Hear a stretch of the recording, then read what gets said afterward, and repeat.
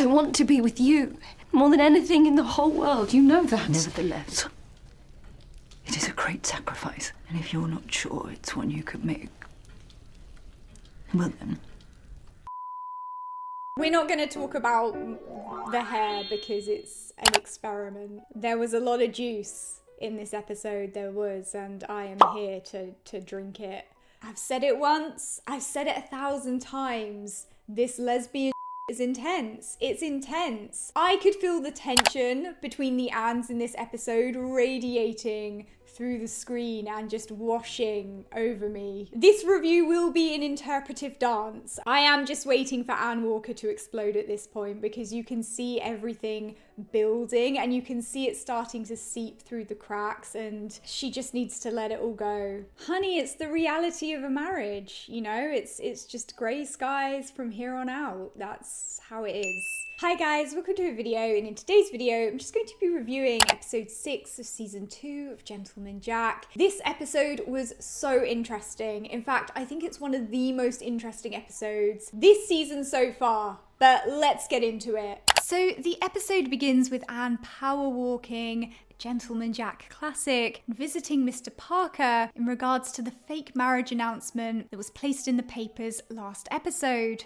which is still somewhat of an ongoing issue threaded into this episode. Anne's father makes a comment about how the announcement is Anne's fault in a way because she's so odd, which you can see is hurtful to Anne, but he does apologise later on and they have a real moment of connection with one another, which I liked because we don't often see the softer moments between these two. Adney is very salty with Anne this episode and she can't really be blamed. She's annoyed because of the way that Anne wrote about her in a letter, in brackets no less, which Adney thinks makes her more of an afterthought than a main piece. However, I think Anne Walker's annoyance is rooted in much more than just this letter. There's clearly an erosion of trust between the two women at this stage, and they're both under a lot of pressure trying to maintain a lesbian relationship in this particular period. You can see the pressure is really getting to both of them, and Adney ends up crying because she thinks everybody is laughing at them, and when Anne comforts her, it's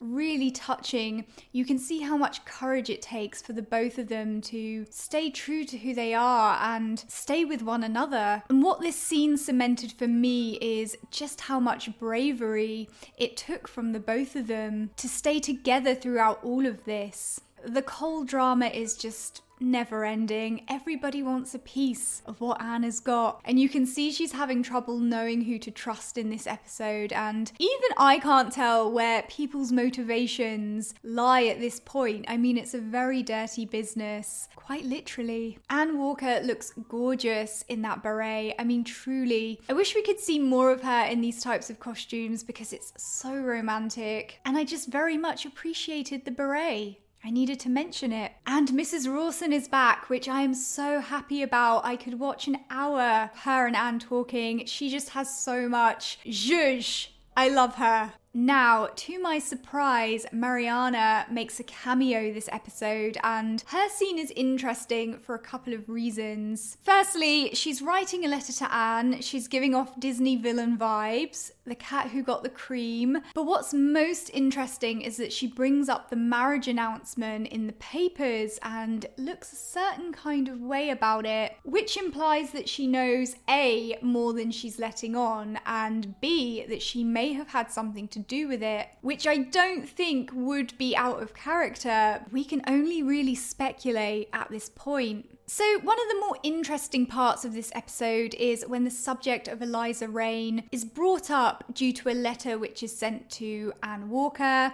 with the intent of stirring up trouble. And in this scene, again, you can really see the erosion of trust and doubt in their relationship when Anne Walker asks Anne if Eliza was another Tib or Mrs. Lawton. So we can see she's feeling some type of way about Anne's adventurous past, and to be fair, rightly so, considering everything that's happened. Anne is not a saint. But I couldn't help feeling sorry for Anne Lister in this scene because, of course, she knew Eliza when she was very young, and what happened to Eliza must have been very painful. So for people to use that situation to try and vilify her, particularly in relation to her homosexuality, it just made me feel bad. You can really feel the tension between the Annes towards the end of this episode. It reaches a boiling point when the subject of children is brought up in relation to inheritance. And here's where all of Anne Lister's insecurities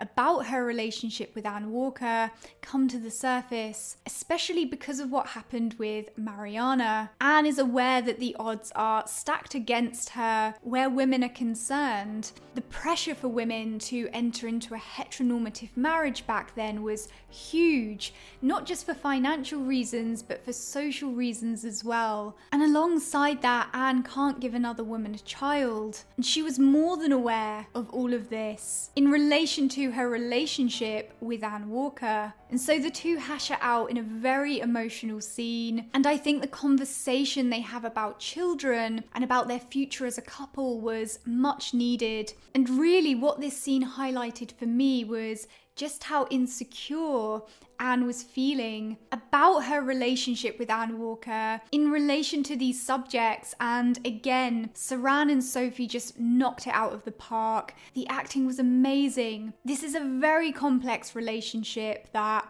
they're having to act out, and they did a fantastic job. Even though I feel like some progress was made with their relationship this episode, the Annes are just going through it this season, and I have a feeling things are about to become even more tumultuous in these last two episodes of season 2. Overall, I thought this episode was just incredibly interesting. The acting was just mind-blowing. I mean, I'm really impressed with Sophie Rundle this season. I mean, Saran is always on point, you know, and Sophie also always comes through, but this episode in particular, she has to kind of say a lot without saying anything, and she delivers, and it was especially noticeable in this episode, and there was just such raw emotion between the Annes this episode. It was just so interesting to see everything that was going on underneath the surface for the both of them, and the way in which the past connects to their future. You just find yourself rooting for the both of them so much because all the odds are stacked against them, and pretty much nobody wants them to be together, but they remain with one another. And it wasn't always a honeymoon, you know, it was difficult. And